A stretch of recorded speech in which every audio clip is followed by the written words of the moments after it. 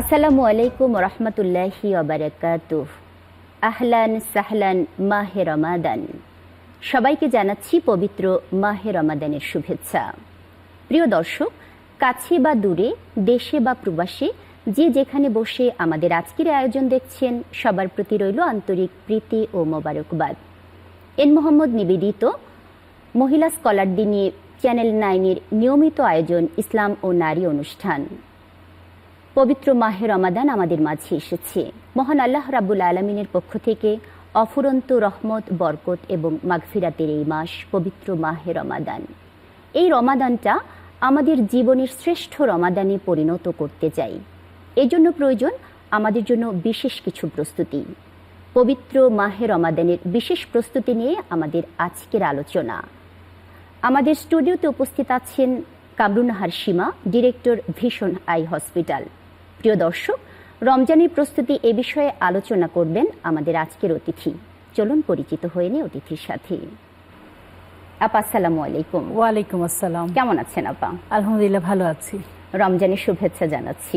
ধন্যবাদ। যেহেতু আমাদের মাঝে রমজান মাস চলে এসেছে এবং আমরা চাই এই রমজানটা হোক আমার জীবনের শ্রেষ্ঠ মাহে রমাদান, কি প্রস্তুতি আমরা নিতে পারি এই বিষয়টা নিয়ে আপনি বলবেন। ধন্যবাদ। এটা আসলে খুব জরুরি যে রমজান মাসে এই যে শুরু হয়ে গেল রমজান মাস, তো এক্ষেত্রে আমাদের কোন কোন প্রস্তুতিগুলো থাকা উচিত, তাহলে আমরা যদি এই বিষয়ে জানি তাহলে কিন্তু আমাদেরকে এই রমজান পালন করাটা অনেক অনেক বেশি সহজ হয়ে যাবে। প্রথমে যেটা বলি যে আরবি শব্দ রামিদা বা রামাদান থেকে কিন্তু এই রমজান শব্দটি এসছে আর কি। এটার অর্থটা হলো, আরবির এই ওয়ার্ডটার অর্থ হলো তীক্ষ্ণ, প্রখর বা আগুনে ঝলসানো, যার অর্থ হলো যে সূর্যের প্রখর তাপে গরম হয়ে যাওয়া বালি। তার মানে রামাদানটা আমাদের মানে রমজান বা রোজাটা আমাদেরকে মানে প্রচণ্ড পরীক্ষা করে করে আমাদেরকে মানে কি বলবো মানে একদম সলিড করে, খাঁটি করে, যেমন সোনাটাকে পুড়িয়ে পুড়িয়ে খাঁটি করা হয়, ঠিক তেমনিভাবে রোজা আমাদেরকে খাঁটি করে। আমাদের আচার আচরণ থেকে শুরু করে আমাদের আমল আখলাক এগুলো সব এত বেশি সংশোধিত হয় রমজানে। আপনি দেখবেন সারা বছর সে যেভাবে যাই করুক না কেন, রমজান মাসে কিন্তু তার আচরণ চেঞ্জ হয়ে যায়, তার আমলগুলোর সময়, আমলগুলোর আন্তরিকতা সবই কিন্তু চেঞ্জ হয়ে যায়। তো এই জন্যে এই রমজান মাসটা দেওয়া হয়েছে যে আল্লাহ রাব্বুল আলামিন যে পবিত্র কোরআনে বলেছেন যে রমজান তোমাদের তাকওয়া সৃষ্টি করতে পারবে। তাকওয়া মানে আল্লাহ ভীতি, যেটা আসলে আমাদের ভিতরে আমরা দেখি না। আসলেই কিন্তু আল্লাহ ভীতি, সত্যিকার আল্লাহ ভীতি যদি আমাদের ভিতর তৈরি হয় তাহলে কিন্তু আমরা অনেক খারাপ কাজ থেকে বিরত থাকার চেষ্টা করব। কিন্তু আমরা গোপনেও খারাপ কাজ করে ফেলি, যেটা আর কি আমরা মনে করি কেউ দেখছে না। কত বড় একটা ভ্রান্ত ধারণার মধ্যে আমরা থাকি। অথচ রোজা এমন একটা ইবাদত যে এখানেই কিন্তু এই জিনিসটার পরীক্ষা করা হয়। আপনি এবং আল্লাহ রাব্বুল আলামিন ছাড়া আর কেউ জানে না যে আসলে আপনি রোজা আছেন কিনা, আপনি লুকিয়ে কিছু খেয়ে ফেলেছেন কিনা, হ্যাঁ, তো আর রোজা রেখে কোনো খারাপ কাজ করছেন কিনা, তারপরে আপনার রোজা নষ্ট হয়ে গেছে। তাহলে এটা কিন্তু শুধুমাত্র যেই বান্দা রোজা রাখবেন এবং আল্লাহ রাব্বুল আলামিন, শুধু এই দুজনের ভিতরে এই ব্যাপারটা কিন্তু থেকে যায়। তো এই পরীক্ষাটা যে পাশ করবে, অর্থাৎ যে আল্লাহকে ভয় করে সত্যিকারেই রোজা রাখবে, আল্লাহকে ভয় করে গোপনেও সে কোনো গুনার কাজ করবে না বা গোপনে খেয়ে ফেলবে না, তাহলে কিন্তু সে কিন্তু প্রকৃতভাবে আসলে আল্লাহকে ভয় করলো, তাই না? তো আবার অনেকে আছেন যে লোক দেখানোর এসে আমি রোজা আছি, কিন্তু আসলে দেখা গেল সে রোজা নেই, তার ভিতরে আল্লাহ ভীতি তৈরি হয়নি, না, বুঝেই যাচ্ছে যে সে আল্লাহকে আসলে ভয় পায় না, সে এত বড় একটা কাজ করছে। তো এখানে লক্ষ লক্ষ কোটি কোটি লোক কিন্তু এই মৌসুমে রোজা রাখছে, মানে এটা হলো সম্মিলিত একটা ট্রেনিং বলা যায় মুসলমানদের জন্য। এটা একটা সম্মিলিত ট্রেনিং এবং এই সময় এনভায়রনমেন্টটাও কিন্তু একটু ডিফারেন্ট থাকে। আপনি অনেক কিছু দেখবেন রমজানে একদম চিত্রটা পুরো পাল্টে যায়। হ্যাঁ, তো এই ক্ষেত্রে বলা যায় যে এই রমজান মাসটা আমাদের তাকওয়া তৈরি করার জন্য, আমাদের ভিতরে তাকওয়া তৈরি করার জন্য একটা প্রশিক্ষণ। তো সেক্ষেত্রে আমাদের কিছু কিন্তু প্রস্তুতির দরকার আছে। প্রথম যে প্রস্তুতি সেটা হলো আমাকে নিয়ত করতে হবে। আমরা যদি নিয়তই না করি তাহলে ওই নিয়তের ভিতর বরকত আল্লাহ কিভাবে দিবেন?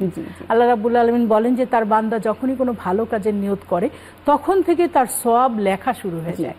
সুবহানাল্লাহ। তাহলে আমি এই শুরুতেই নিয়ত করে ফেললাম, হে আল্লাহ, আমি সঠিকভাবে সহিভাবে আমি রমজানের রোজাগুলো রাখবো ইনশাআল্লাহ, আল্লাহ যদি চান। তাহলে কি হবে, আমার ওই শুরু থেকেই আমি সওয়াবগুলো আমার লেখা হয়ে যেতে থাকবে। এক্ষেত্রে আরেকটা বিষয়, যদি আল্লাহ না করুক আমি মারা যাই, কিন্তু আমি নিয়ত করেছিলাম যে আমি পুরো রোজাটা রাখবো, সেক্ষেত্রে কিন্তু আমি এই বেনিফিটটা পেয়ে যাব আলহামদুলিল্লাহ। অনেক আছে না যে হজ করার নিয়ত করে ফেলে খুব তাড়াতাড়ি, কিন্তু হজে যেতেই পারলো না সারা জীবনে, কিন্তু আল্লাহ তাআলা কিন্তু তার হজ কবুল করে ফেলতে পারেন।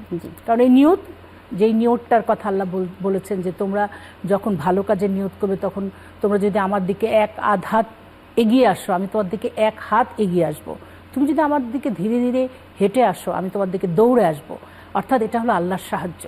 তাহলে এখন প্রথমে এত বড় একটা আমল, যেই আমলের পুরস্কার আল্লাহ রাব্বুল আলামিন নিজ হাতে দেবেন, সেই আমলটা করার জন্য যদি আমি নিয়ত করি, তাহলে আল্লাহ আমাকে কেমনভাবে সাহায্য করবেন? অবশ্যই সাহায্য করবেন। তাহলে প্রথম যে কাজটা আমাকে প্রথমে নিয়ত করে ফেলতে হবে। জি আপা, আমরা শুনছিলাম রমজানের প্রস্তুতি সম্পর্কে। সময় হলো ছোট্ট একটি বিরতির। প্রিয় দর্শক, আপনারা দেখছেন এন মোহাম্মদ নিবেদিত পবিত্র মাহে রমাদানের নিয়মিত আয়োজন ইসলাম ও নারী অনুষ্ঠান। সময় হলো ছোট্ট একটি বিরতির, আমাদের সাথেই থাকুন।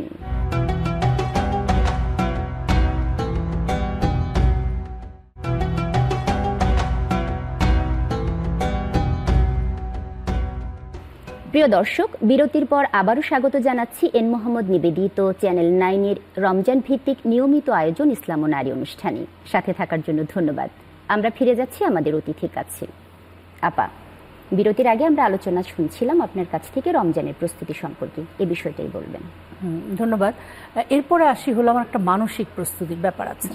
মানসিক প্রস্তুতিটা এরকম যে আমার দুর্বল হলে হবে না, মনের জোর নিয়ে আমাকে চিন্তা করতে হবে আমি রমজানের রোজা রাখবো।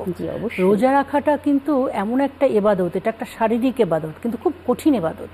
কারণ আপনি হালাল কাজ থেকে আপনাকে বিরত থাকতে হচ্ছে। হ্যাঁ, তো এই জন্যে এই রোজা রাখাটা কিন্তু অনেক মনের শক্তিরও দরকার আছে। তাহলে আমি এই প্রস্তুতিটা নেব, মানসিকভাবে শক্তি অর্জন করব। আমি একদম প্রথম থেকেই, যেমন আজকে থেকেই আমরা শুরু করব যে আমি অনেক মানসিকভাবে দৃঢ় আছি যে ইনশাআল্লাহ আমি সবগুলো রোজা আমি ইনশাআল্লাহ রাখতে পারবো এবং আল্লাহ আমাকে সাহায্য করবেন। তারপরে যেটা প্রস্তুতি নিতে হবে, শারীরিক প্রস্তুতি। এখানে কিছু বিষয় আপনাকে অবশ্যই লক্ষ্য রাখতে হবে। যেমন আপনি যদি ডায়াবেটিসের পেশেন্ট হন, তাহলে আপনার ইনসুলিনের টাইমটা কেমন হবে, ইনসুলিনের পরিমাণটা কেমন হবে, আপনার ডায়েটটা কেমন হবে, তো এই ব্যাপারগুলো কিন্তু লক্ষ্য রাখতে হবে। আবার অনেকে কিডনি পেশেন্ট থাকেন, এগুলো আগে প্রস্তুতি মানে হলো আপনার এই রমজানের ভিতরেই আপনার প্রথমে কি কি অসুবিধা হচ্ছে তাড়াতাড়ি ডাক্তারের সাথে পরামর্শ করে আপনি যাতে পরবর্তীতে ওই অসুবিধায় না পড়েন, সুগার ফল করে যাওয়ার সম্ভাবনা থাকতেছে, এরকম যদি হয় ডাক্তারের পরামর্শ নিতে হবে। হ্যাঁ, সেরকম কিডনি পেশেন্ট আছেন যাদের খাওয়া কিন্তু নির্দিষ্ট করে দেওয়া, তাহলে আপনি রমজানে এমনিতেই খাওয়া নাই, তারপর আবার আপনার যেই খাওয়া লিমিটেড খাওয়া, সেটা আপনি কিভাবে কোন টাইমে খাবেন, কি পরিমাণ খাবেন, সেই বিষয়টা আপনি ডাক্তারের সাথে একটু পরামর্শ করে নিতে পারেন। অনেকের ইউরিন ইনফেকশন হয়, তখন দেখা যাচ্ছে যে এই যে সারাদিন রোজা রাখলে পানি না খাওয়ার কারণে তার ইনফেকশনটা বেড়ে যেতে পারে। সেক্ষেত্রে ডাক্তার কি পরামর্শ দেন, তিনি হয়তো একটা পরিমাণ পানির কথা বলে দিবেন যে এত পরিমাণ পানি আপনি ইফতারি খাবেন, সেহরি খাওয়ার আগ পর্যন্ত, সারা রাতে ঘুমাতে যাওয়ার আগ পর্যন্ত এতখানি খাবেন, আবার সেহরিতে এতখানি খাবেন। এটা যদি আপনি পরামর্শ করে নেন, তাহলে কিন্তু আপনার রোজাটা হুট করে ভেঙেও ফেলতে হবে না, বা আপনার এই ইউরিন ইনফেকশনের কারণে আপনার রোজা ক্ষতিগ্রস্তও হবে না।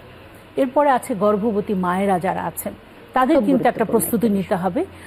তিনি যদি রোজা স্বাভাবিকভাবে রাখতে পারেন, তার বাচ্চার কোনো সমস্যা হচ্ছে না, সেক্ষেত্রে তিনি কিন্তু রোজা রাখবেন। কিন্তু এটা মাথায় রাখতে হবে, আপনি কিন্তু জোর করে রোজা রাখবেন না। আপনার বাচ্চার ক্ষতি হয়ে যাচ্ছে, বা আপনি লক্ষ্য করছেন যে রোজা রাখার কারণে বাচ্চার মুভমেন্ট কমে যাচ্ছে, বা বাচ্চা কম খাওয়া পাচ্ছে, আপনি সারাদিন যেই খাবারটা খেতেন যদি না খান, বাচ্চাও তো খাবার পাবে না।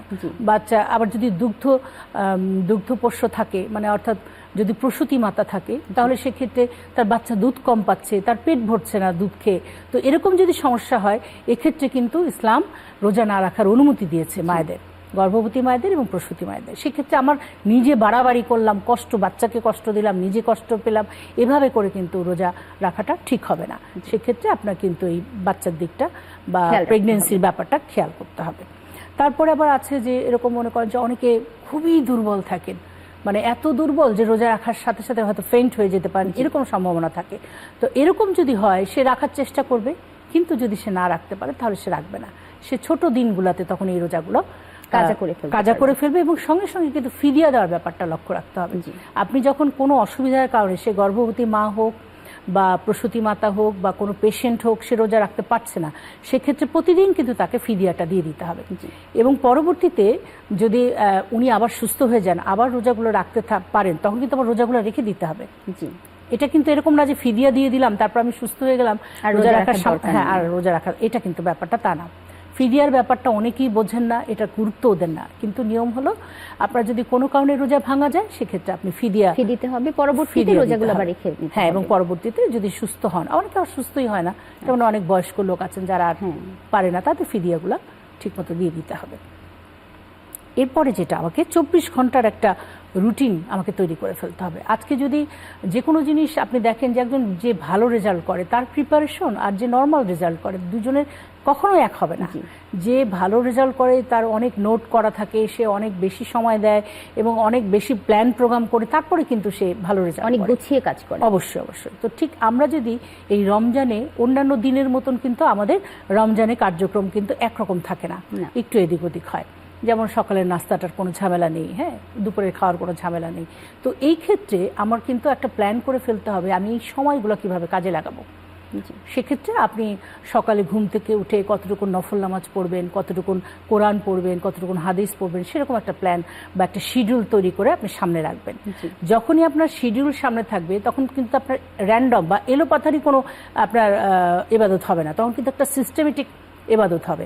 আপনার এই টাইমে যেমন বিকালে আসরের নামাজের আগে আপনি আরো কিছু সময় পেলেন, আর একটু নফল নামাজ পড়লেন, হ্যাঁ হ্যাঁ, আবার দুপুরে যখন বিশ্রাম নিলেন, ঘুমোতে মানে ঘুম আসার আগ পর্যন্ত আপনি একটু তাসবিহ পড়লেন, হাতে তাসবিহটা নিয়ে ঘুমোতে গেলেন, রেস্ট নিতে গেলেন। তো এরকম করে আপনি একটা শিডিউল তৈরি করে ফেলবেন যে পুরো রমজান একদম ঘুম থেকে ওঠার পর থেকে ঘুমোতে যাওয়ার আগ পর্যন্ত কোন সময় আপনি কোন ইবাদতগুলো করবেন, এটা একটা শিডিউল তৈরি করে। এটা কিন্তু খুব ভালো কাজে দেয় যারা এরকম ধরনের প্ল্যান করে আগায়। এবং আমরা দেখি বাজারে কিন্তু শায়েখ আহমদুল্লাহ, উনি একজন বড় আলেম, ওনার কিন্তু একটা শিডিউল বাজারে মানে আছে আর কি, পাওয়া যায়। তো অনেকে কিন্তু ওইটাও ফলো করেন, একদম ঘন্টা ওয়াইজ দেওয়া আর কি, 24 ঘন্টার একটা রুটিন দিয়ে দেওয়া রমজান মাসে। Right right. আরেকটা যেটা, সেটা হলো আমাকে কাজ কমাই দিতে হবে। একটু মনে রাখতে হবে যে আমি রমজান মাসে যত কাজ বাড়িয়ে না নিই, কিন্তু ঠিক উল্টোটা আমরা করি, মানে বাড়িয়েই দিই আমরা কাজ। যেমন পরিষ্কার পরিচ্ছন্ন, এই রমজান মাসেই শোকেস পরিষ্কার করতে হবে, বিছানা চাদর সব ধুতে হবে, পর্দা ধোয়াতে হবে, তারপরে যত কিছু আছে নামাই টামাই পরিষ্কার করে, মানে দেখা যাচ্ছে কাজের লোকের উপর একটা প্রেশার, নিজেরও কিন্তু একটা প্রেশার। এর মাধ্যমে কিন্তু আমার এবাদতে কিন্তু হ্যাম্পার হবে। তাহলে আমাকে টার্গেট নিতে হবে, প্রস্তুতি নিতে হবে, আমি যাতে রমজান মাসে যত কম কাজ করা যায়, যেমন মার্কেটে যাওয়ার কাজটা, এটা আমি রমজানের আগে সেরে ফেলতে পারি। আমরা এই বিষয়টা নিয়ে ফিরে আসবো ছোট্ট একটা বিরতির পর। প্রিয় দর্শক, আপনারা দেখছেন এন মোহাম্মদ নিবেদিত চ্যানেল 9-এর রমজান ভিত্তিক নিয়মিত আলোচনা অনুষ্ঠান ইসলাম ও নারী। সময় হলো আরও একটি বিরতির, আমাদের সাথেই থাকুন।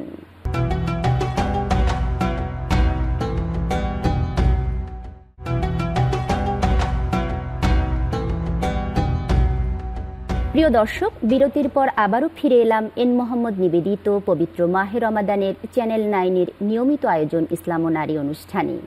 আজ আমরা শুনছি রমজানের প্রস্তুতি সম্পর্কে। আমাদের সাথে আছেন কামরুন্নাহার সীমা আপা। আপা, আবারও স্বাগত জানাচ্ছি চ্যানেল 9-এর আয়োজন ইসলাম ও নারী অনুষ্ঠানে। বলছিলেন রমজানের প্রস্তুতি সম্পর্কে। যেটা বললাম লাস্ট, যে কাজ কমিয়ে ফেলতে হবে। তো মার্কেটিং এর ব্যাপারটা কিন্তু আমরা একটু প্ল্যান করতে পারি যে ঈদের আগেই মার্কেটিং গুলো শেষ করে ফেললাম। আরেকটা পদ্ধতি আছে যে আপনি যাকে গিফট দেন তাকে গিফটটা না কিনে দিয়ে তাকে টাকা দিয়ে দিলেন, সেই অ্যামাউন্টটা দিয়ে দিলেন, অনেক কাজ কিন্তু কমে গেল। কারণ আপনি দেখবেন রমজান মাসে যখনই আপনি মার্কেটে বের হবেন, সেদিন তারাবিটা আপনার 20 টাকা থেকে কমে যাবে 8 টাকাতে, বা হয়তো তারাবিটাই পড়া হলো না, এরকমও কিন্তু হয়। মহিলারা তো আসলে শারীরিক একটা ব্যাপার থাকে এখানে, মার্কেটে গেলে কিন্তু প্রচুর মানে শক্তি ক্ষয় হয়, হ্যাঁ, এবং অনেক ক্লান্ত হয়ে যায় মানুষ। তো এক্ষেত্রে আমাদেরকে এই প্রস্তুতিটা নিতে হবে যে আমি কোনোভাবেই রমজান মাসে যাতে বাইরে বের হতে না, আমরা চাইলে রমজানের আগেও এই কাজগুলো এগুলো সেরে ফেলতে পারি। এরপরে যেটা করতে হবে, ক্ষমা প্রার্থনার জন্য একটা প্রস্তুতি নিতে হবে। যেহেতু হাদিসে বলা আছে যে রমজান পেল অথচ তার জীবনের সমস্ত গুনাহ মাফ করিয়ে নিতে পারলো না, তার মতন দুর্ভাগ আর কেউ নেই। এটা আমাদের নবী করিম সাল্লাল্লাহু আলাইহি সাল্লাম বলেছেন। তাহলে আমাদেরকে কিন্তু এটা মনে রাখতে হবে, এই রমজানটাই হলো আমাদের জন্য ক্ষমার জন্য একটা মানে দারুণ সময়, যেখানে আল্লাহ তাআলা নিজে ঘোষণা দিয়েছেন যে তার সমস্ত গুনাহ আল্লাহ মাফ করে দেবেন যদি আমরা ক্ষমা সেইভাবে চাইতে পারি। তাহলে এখানে ক্ষমা চাওয়ার জন্য কিন্তু একটা দোয়া আছে, সেটা হলো যে অনেকে আরবিতে করেন, অনেকে বাংলাতে করতে পারেন। হে আল্লাহ, আপনি ক্ষমাশীল, আপনি ক্ষমা করতে পছন্দ করেন, আপনি আমাকে ক্ষমা করে দেন। খুব ছোট্ট এবং খুব ছোট্ট দোয়া এবং খুব সুন্দর দোয়া। এটা কন্টিনিউয়াস আমরা পড়ার চেষ্টা করব। আমরা রান্না করছি তখনও পড়বো, আল্লাহ আপনি ক্ষমাশীল, আপনি ক্ষমা করতে পছন্দ করেন, আপনি আমাকে ক্ষমা করে দেন। আর ওইটা মাথায় রাখতে হবে, হে আল্লাহ এই রমজানে আমার জীবনের সমস্ত গুনাহ মাফ করে দেন। একদম মানে কঠিনভাবে কাকুতি মিনতি করে প্রত্যেকটা ইবাদত অল্প করেন, কিন্তু সেই ইবাদতের মধ্যে আপনার একটাই টার্গেট থাকবে যে আল্লাহ আমাকে ক্ষমা করে দেন, আল্লাহ আমাকে ক্ষমা করে দেন। বারবার একটা জিনিস চাইতে, একটা মানুষ কিন্তু মানুষ হিসেবে দিয়ে দিই, আপনার কাছে 2 দিন 3 দিন একটা জিনিস কেউ চাইলো, আপনি কিন্তু বিরক্ত হয়েও দিয়ে দিবেন, দূর এতবার চাইতে আসতেছে দিয়ে দিই। তো আল্লাহ তো বিরক্ত হন না, আল্লাহ চান যে তার বান্দা আমার কাছে বেশি বেশি করে চাক। মানুষ মানুষের কাছে বেশি চাইলে মানুষ বিরক্ত হয়, কিন্তু আল্লাহ রাব্বুল আলামিন তার কাছে বেশি চাইলে বেশি খুশি হন। তাহলে আমাদের এটা মাথায় রেখে এই রমজানটাকে মানে এই প্রস্তুতি নিতে হবে যাতে এই রমজানেই আল্লাহ রাব্বুল আলামিন আমাকে মাফ করে দেন। এরপরে আমাদের চেষ্টা করতে হবে গত রোজায় কি কি ভুল ছিল, যদি একটু মানে রোজা রাখার শুরুতেই আমরা যদি একটু চিন্তা ভাবনা করে নিই গত রোজায় আমার কি কি ভুল ছিল বা কি কি করতে চেয়েছিলাম কিন্তু করতে পারিনি, কোনটা করতে কোনটা অসুবিধা হয়েছিল, এগুলো যদি আমরা একটু চিন্তা করে নিয়ে নিই এই রমজানে যাতে সেই ভুলগুলো আমরা না হই, এটাও আমার একটা প্রস্তুতি। খতমে কোরআন দেওয়ার চেষ্টা করতে হবে, হাদিস পড়তে হবে, ছোট ছোট হাদিস আমরা ইচ্ছা করলে 500 600 এক মাসে টার্গেট রাখতে পারি যে আমি 1000 হাদিস পড়ে শেষ করব। এরকম যদি এখন টার্গেট রাখেন তখন কিন্তু এটা ফুলফিল হয়েই যায়। হ্যাঁ, কিছু না হলেও কিছুটা তো হয়, মানে 50% হলেও কিন্তু লাভ। আপা খাবারের বিষয়ে যদি বলতেন, রমজানে খাবারটা একটা গুরুত্বপূর্ণ বিষয়, অনেকেরই অনেক রকম প্রস্তুতি থাকে। হ্যাঁ, এটা এই প্রস্তুতিটা একটু লক্ষ্য রাখতে হবে, বিশেষ করে আমরা নারীরা যারা আছে তাদের অবশ্যই খাবারের বিষয়টা রাখতে হবে যে সারাদিন আমাদের খাওয়া হয়নি, অনেক ধরনের ডেফিসিয়েন্সি আমাদের হয়ে যাচ্ছে, সেহেতু আমাদের খাবারের আইটেমে এমন কিছু থাকতে হবে যেটা আমার প্রোটিন কার্বোহাইড্রেট সব কিছু একটা ব্যালেন্স করে, যাতে যে কোনো একদিকে আমরা ঝুঁকে না যাই। অনেক সময় দেখা যায় যে এই রমজান মাসে আমাদের এই ডায়েটের একটা বড় অসুবিধা হয়ে যায়, আমরা যেমন পানি জাতীয় জিনিস বেশি রাখি না, সব হয়ে যায়, শুকনা জাতীয় খাবার হয়ে যায়, এরকম যাতে না হয় এই প্রস্তুতিটাও আমাদেরকে নিতে হবে। আর সবচেয়ে লাস্ট যে প্রস্তুতি সেটা হলো শেষ 10 দিন এবং শবে কদর, এটাকে টার্গেট রেখে আপনাকে একটা প্রস্তুতি নিতে হবে। আপনি যদি পরিবারে একা মাত্র জেগে থাকার লোক হন তাহলে আপনাকে অবশ্যই কাউকে ম্যানেজ করতে হবে, পাশের ফ্ল্যাটের ভাবিকে আপনি রাখতে পারেন, দুজনে একসাথে ইবাদত করতে পারেন। বা আপনি যদি একা হয়ে যান তাহলে আপনার ইবাদতের মধ্যে একটা ভ্যারাইটিস আনবেন যাতে আপনার ঘুম না আসে, সেক্ষেত্রে আপনি কিছু নফল নামাজ পড়লেন, তারপর একটু হাঁটাহাঁটি করে একটু তসবিহ পড়লেন, তারপর দেখা গেলো একটু টিভি দেখলেন। এই সময় তো সেইরিতে আমাদের ভালো ভালো প্রোগ্রাম হয়, আলোচনা, ওইটা একটু দেখলেন যাতে আপনার কোনোভাবেই ঘুম না আসে। মানে সেইরির আগ পর্যন্ত শেষ 10 দিন যদি আপনি 12টার সময় টার্গেট নেন, 12টার সময় থেকে শুরু করলেন, আর এই আমরা বোধহয় 4টার দিকে যদি সেইরি ধরি তাহলে মাত্র 4 ঘন্টা। এই 4 ঘন্টা আপনাকে প্রস্তুতি নিতে হবে আপনি কিভাবে মানে একটু ভ্যারাইটি এনে, মানে ইবাদতের মধ্যে মানে একটা ইবাদতেই কন্টিনিউয়াস করে গেলেন, শুধু নামাজই পড়ে গেলেন, তাহলে কিন্তু আপনার একঘেয়েমিও এসে যেতে পারে, আবার আপনি বৈচিত্র্য না থাকার কারণে ঘুমও এসে যেতে পারে। হাদিস পড়তে পারেন। হ্যাঁ হ্যাঁ, এই একটু ভ্যারাইটি জানতে হবে এবং সেক্ষেত্রে একটু চা খেলেন মাঝখানে, একটু চা একটু নাস্তা করলেন, আবার এটা করতে পারেন ছাদ যদি থাকে একটু ছাদে গেলেন বা বারান্দায় গেলেন, একটু হাঁটাহাঁটি করলেন, আবার কারোর সাথে হয়তো ফোনে কথা বলতে পারেন, তুমি জাগতেছো কিনা, এরকম আপনি পাবেন, আপনার ফ্যামিলির মধ্যেই পাবেন যারা শেষ 10 দিন জাগে, তাদের সাথে একটু যোগাযোগ করলেন, তাহলে হবে কি মানে আপনার জাগাটা হবে। নাহলে কিন্তু আপনি যদি একা একঘেয়েমি কোনো ইবাদত করেন আপনার ঘুম এসে যাবে, ডেফিনেটলি ঘুম এসে যাবে। তো সেক্ষেত্রে রাসূল পাক সাল্লাল্লাহু আলাইহি ওয়াসাল্লাম যেমন একদম কোমরে গামছা বেঁধে নিতেন, ব্যাপারটা কিন্তু বোঝানো হয়েছে যে তিনি কত শক্ত, মানে ঘুম যাতে না আসে, উনি যাতে কাত হয়ে না যান তার জন্য উনি কোমরে গামছা বেঁধে নিতেন এবং পরিবারের সবাইকে জাগাতেন। তাহলে এই জন্য শবে কদরকে টার্গেট রেখে একটা প্রস্তুতি আমাদেরকে নিতে হবে। খুব চমৎকারভাবেই বললেন রমজানের প্রস্তুতি সম্পর্কে, এবং আমরা চাইব এই রমজানে সবাই যেন সুন্দর প্রস্তুতি নিয়ে রমজানটাকে একেবারেই সুন্দরভাবে নিজের জীবনে কাটাতে পারেন। অনেক ধন্যবাদ আপা। আপনাকেও ধন্যবাদ। প্রিয় দর্শক, আপনারা দেখছিলেন এন মোহাম্মদ নিবেদিত পবিত্র মাহে রমাদানের নিয়মিত আয়োজন ইসলাম ও নারী অনুষ্ঠান। আজ আমরা শুনছিলাম পবিত্র মাহে রমাদান কিভাবে পালন করব তার প্রস্তুতি সম্পর্কেই। মহান আল্লাহ রাব্বুল আলামিনের পক্ষ থেকে অফুরন্ত নিয়ামত স্বরূপ আমরা পেয়েছি পবিত্র মাহে রমাদান। পবিত্র এই মাহে রমাদান আমাদের জীবনে কল্যাণ বয়ে আনুক, আমরা ভালো ভালো কাজের মধ্য দিয়ে মহান আল্লাহ রাব্বুল আলামিনের ক্ষমা যেন পেতে পারি। সবাই সেই প্রত্যাশা ব্যক্ত করবেন এবং আমাদের প্রত্যাশাটা যেন প্রাপ্তিতে পরিণত হয়, এই আশাবাদ ব্যক্ত করছি।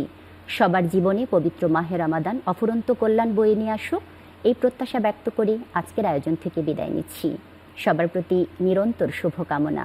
আসসালামু আলাইকুম রহমতুল্লাহ।